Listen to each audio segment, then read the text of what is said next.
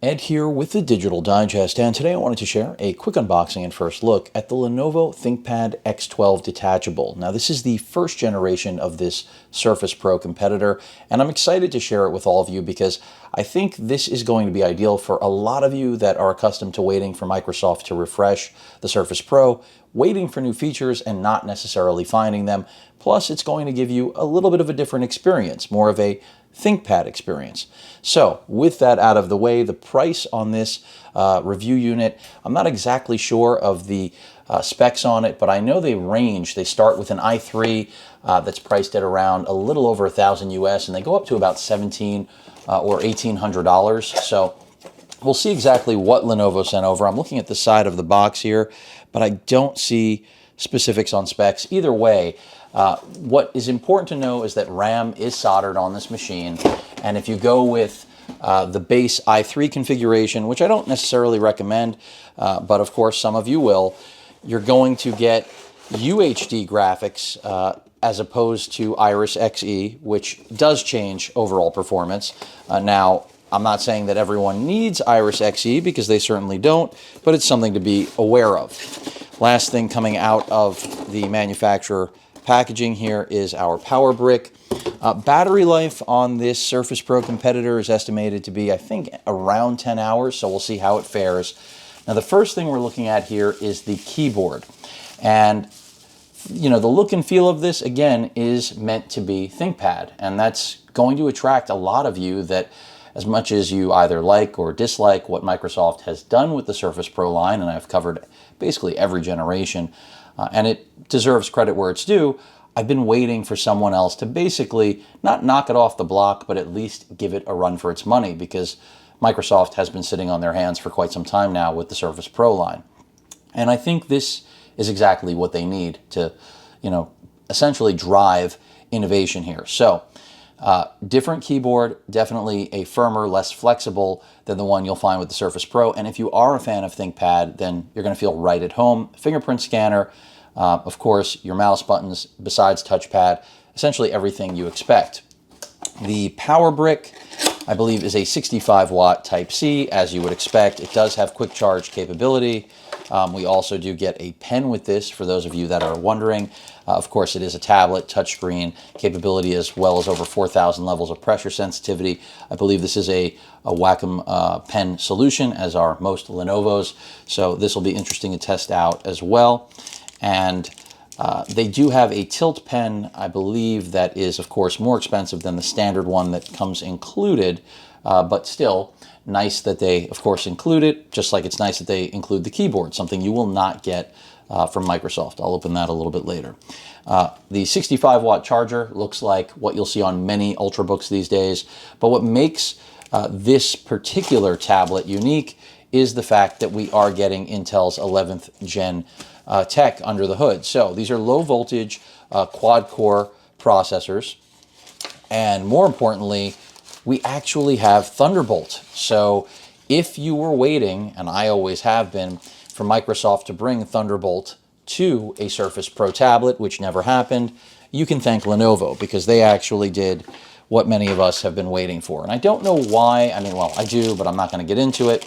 But it's just something where it's refreshing to finally have something that reflects that it's the year 2021. And I don't feel that Microsoft does that. So top center, we have a 5 megapixel front-facing camera that is IR capable, so it is Windows Hello compatible, aka it will recognize you on boot. For security measures, we also have a privacy switch right there, as you can see. So that's all taken into account. Speakers flank the bezel, fairly light. I think this is essentially roughly the same weight as the Surface Pro. We have a Type-C port right here, and that is capable of DisplayPort. It is a 3.2 Gen 1 port. We have a SIM card slot, because you can get this with LTE connectivity if you choose to do so. The Thunderbolt 4 port there, which is a game changer for this product. Again, I don't think until Microsoft gets on this level that I would ever consider a Surface Pro now that something like this exists. And it's it's a pretty big hit to take. I mean, Microsoft really changed the game with the Surface Pro, but as I said, they've been sitting on their hands. Lenovo is thinking about what consumers want, and that's generally how you get rewarded in a free market economy. Your headphone combo jack right there. Flip to the other side, and we've got our power button. I believe that's the power button, no, volume rocker, excuse me. And power button is right up here on the top right side. Ventilation all across the top, and some ventilation on both sides, Kensington lock, and that's pretty much it. The lip right here for the actual kickstand, which functions just like the one on the Surface Pro.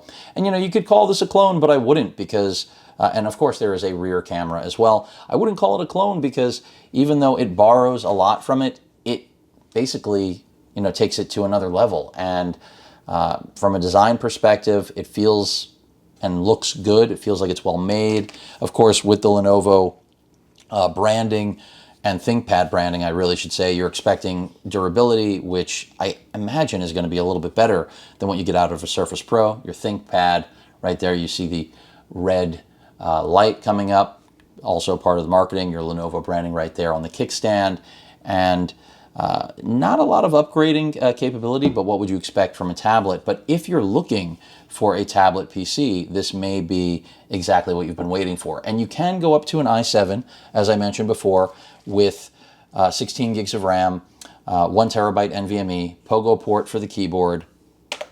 Now the display I have not spoken that much about.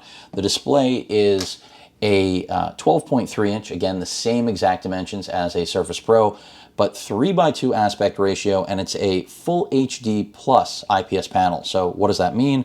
You're getting 1920 by, I believe it's 1280. So just as a result of it being a 3:2 aspect ratio rather than traditional 16:9 or 16:10, whatever manufacturers choose to go with these days, when you go to 3:2, the pixel count has to change to accommodate the dimensions, and that's exactly what we've got here. So, everything's working out of the box.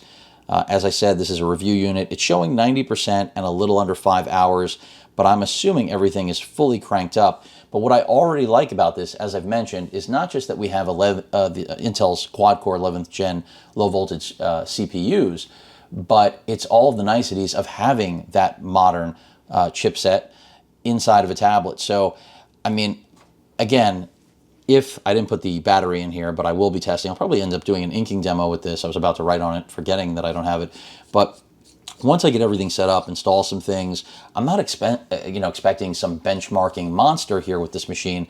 But what I am expecting is something that could potentially make me forget about the Surface Pro line. Not altogether, Microsoft still has a chance.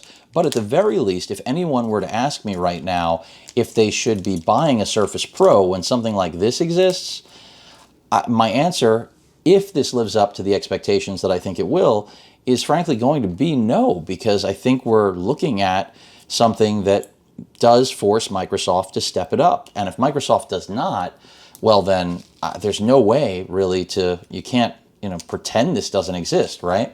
So interesting times. I've been waiting for a modern tablet PC to come out. I think this is going to be, my battery the wrong way. I think this is going to be ideal for a lot of business users, especially once the pandemic winds down, traveling becomes more normalized, people are out and about in a fashion that unfortunately no one has been able to enjoy safely.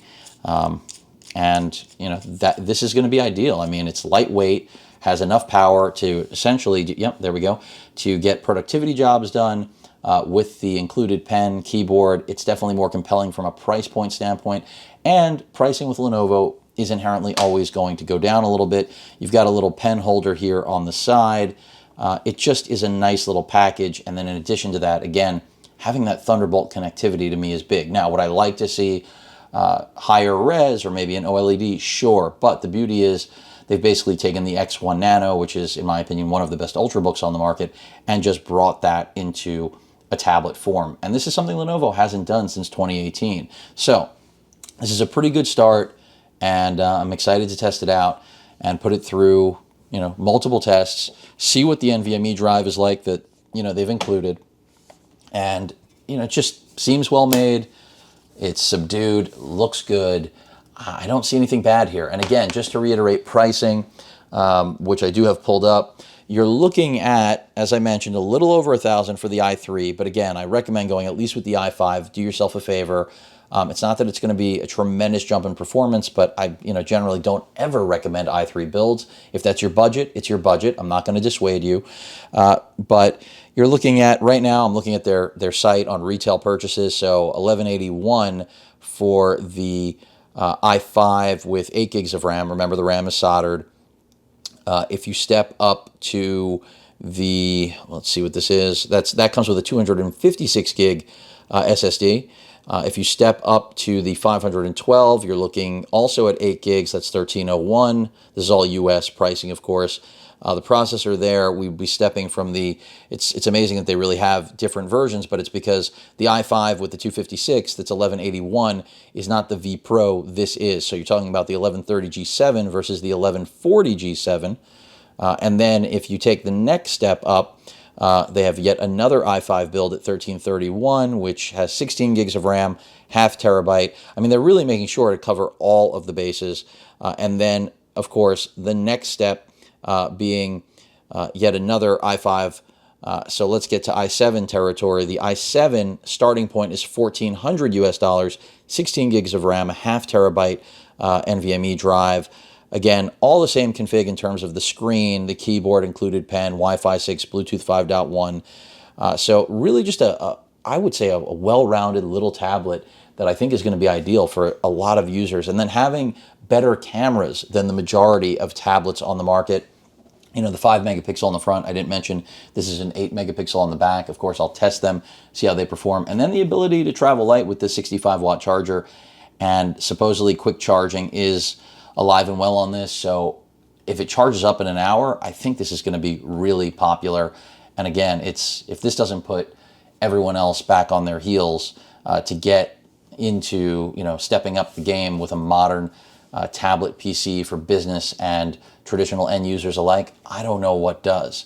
The Thunderbolt 4 is a game changer for this form factor and profile. That makes docking incredibly easy. If you have a Thunderbolt 3 or 4 dock, that means you can get either a few displays output at 4K 60 hertz, or because this is a Thunderbolt 4, technically you can go up to, of course, 8K, but how many of you have 8K? I don't have 8K monitors, so can't really speak to that. But really impressed with this little guy and excited to share it with all of you. I believe they already have some models that are shipping, but the higher end models I think have about a 1 to 2 month delay depending on what you're going with. Again, just a first look, excited to share it with all of you. Any questions or comments, please feel free to post them at that like button. And as usual, please feel free to subscribe and please stay safe. Later.